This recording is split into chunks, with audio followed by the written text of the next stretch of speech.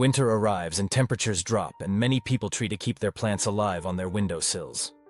Fresh herbs and indoor greenery sound like a perfect solution, but very quickly the leaves turn pale, stems stretch out, and the plants look weak and fragile.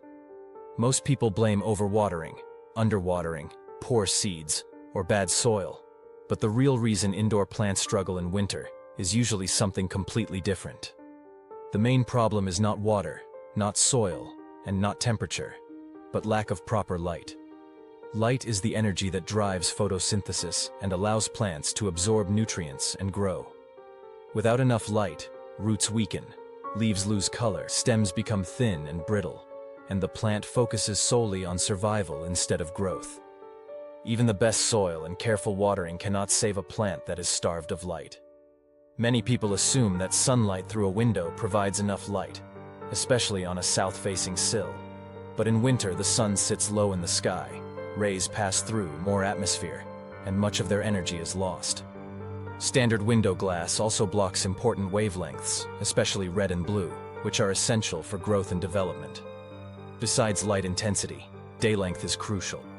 In December, natural daylight may last only 7 or 8 hours, while most plants need at least 12 to 16 hours of light to grow properly. The best solution is artificial lighting, also known as grow lights. They replace sunlight, provide the correct spectrum, and sufficient intensity. For indoor herbs and greens, a quality LED grow light with the right spectrum, placed 15 to 30 centimeters above the plants, is enough. This ensures plants receive energy evenly and can develop strong stems and dense, healthy leaves.